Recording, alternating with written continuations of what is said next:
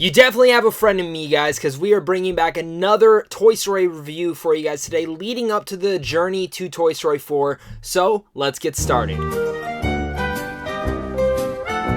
What's going on, everyone? Welcome to a brand new movie review. Today we're discussing Toy Story 3. If you guys are new here or are just fans of Toy Story and haven't been following me on my journey yet, make sure to hit that like and subscribe button where you guys get tons of early movie reviews and other geeky content and Toy Story content, of course, because just because we're done with the main 3 installments before 4, that doesn't mean there's going to be more Toy Story videos leading down the road. Thank you guys again so much for being here. Hit that like and subscribe button so you guys don't miss out, and make sure to check out Sandwich on Films and how to see films early. Toy Story 3 for me was the greatest finale to any trilogy ever. I personally think this is the best trilogy ever made. I think this is one of the best franchises ever made. It is my personal favorite franchise.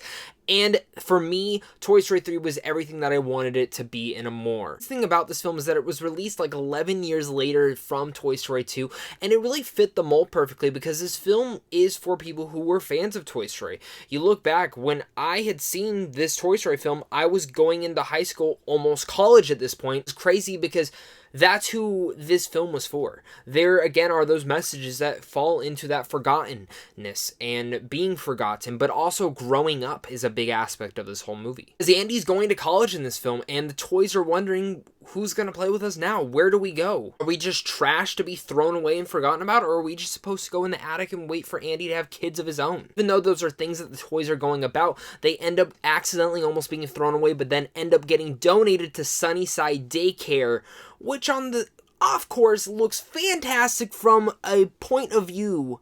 But once they start getting in there, they notice, no, this is pretty much hell for toys. I think Toy Story 3, in general, is the most imaginative and creative out of all the Toy Story films. And it's still, personally, after doing this whole rewatch, it still is my favorite Toy Story film because of all the small layered elements that they do and how clever this film is. Of how the first one, again, I mentioned, is kind of like a horror film. It's these toys trying to survive from someone who is dastardly and evil. Second film is an action adventure movie, kind of in the vein of an Indiana Jones in a sense. And the third film is a prison break film.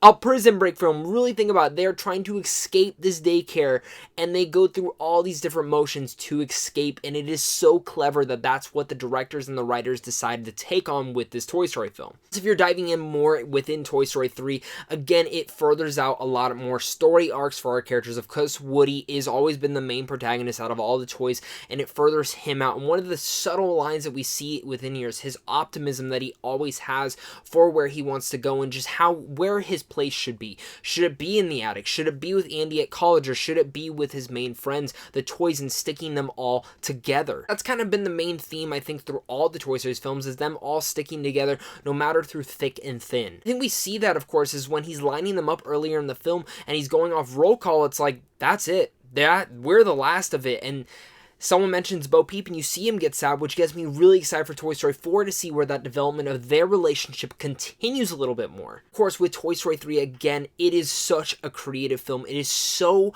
wildly entertaining at the same time, as much as it is emotional. Again, I still think this is one of the best trilogy finales ever. You look at everything that this film builds up to be, with Andy and him going to college, and the toys' journey into the Sunnyside Daycare, and all the new characters that we end up meeting. Of course, the villain in this that we do find out being the villain is Lotso Huggin' Bear, who at first glance, again, is a perfect Huggin' Bear who smells like strawberries, but on the inside he has a very dark past. But we look at that, and the thing I've always appreciated about these villains is that we understand their motives. They're never just evil to be evil. They're never just evil to be an evil toy. No, Lotso has a tragic past to him, and even though he is very selfish in that tragicness, especially to the other two toys that were with him, whether it's Chuckles or Big Baby, it is very emotional. We've seen that through a lot of friends or family that we know of who are very selfish in their own rights, and we can kind of understand Lotso's personality and where he's going through mentally, but also see how screwed up it is to everyone else. It even points to all of his other gang members. I think everyone in this whole daycare center, there are a lot of cool toys. You have Chunk,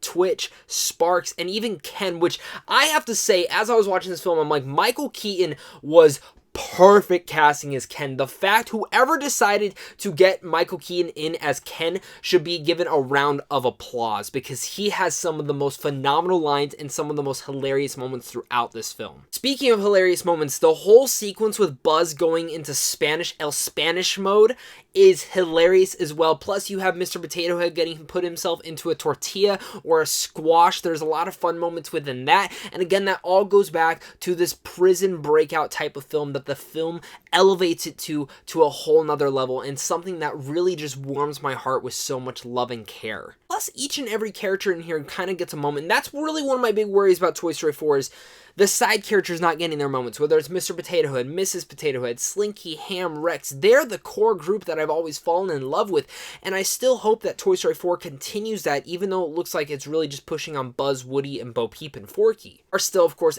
horror elements elevated into this film, just like how I feel like every single Toy Story film kind of has. But Toy Story 3 has that horrific symbolic monkey that I'm just like, get that out of my way. It is creepy as hell, but I still really like that, and the whole sequence that Woody and Slinky have of taking out that monkey, and just in general, the attention to detail, the animation in this film is excellent. I mean, if you really paused on any single moment, especially Chuckles, the scratches, the details, the plastic that's hardened and kind of been destroyed and decayed on him, you can totally see within there. You see within Lotso how dirty he is as a bear when he's walking through the rain or the dirt, and there's so many great elements to that. I have a funny story with Toy Story 3. In fact, I remember going opening morning to see this film the day after it came out with my family, and almost all the seats had been taken, but there was one really good seat all the way at the top, and I told my family, I'm sorry, I'm ditching you. I have to go sit there. And I sat next to this kid. And when it came to the third finale, where I really get emotional throughout this whole entire film, the second it opens up, because I relate myself to Andy. I was Andy. I had so many toys. I'd play with them everywhere, and I had such a great imagination with him. And the opening scene with him playing with all the toys in the train tracks, and it's a great callback to the original Toy Story as well. It's super emotional to me, because like that was me, and that I see myself as that. And as he's growing up through the videotapes, it gets more emotional. I found myself tearing up in that. But by the third act of this film, when they're all at the garbage chute and all that sorts of stuff, I found myself just overwhelmed with emotions, especially at this point. I remember this kid looked at me like I was insane, because I was bawling my eyes out the first time I saw this film, and it wasn't because I thought they were going to die at all. Like, I knew they weren't going to die. I knew they were safe. The way that the directors and the score that Randy Newman decided to flow through that sequence of them all holding their hands together and just embracing for what's about to come. And then they're saved by the green alien men, and I love how Mr. Potato Head says, "We are eternally grateful. I'm so proud of you, my sons." And they're like, "Daddy!" Again, it just is so damn clever and so unique, but also emotional. But it's the very last scene in this film that is the most emotional thing, where Woody writes down Bonnie's address, and all the toys are shipped over to her house with Andy, and Andy gets one more playtime with Bonnie, and of course the toys.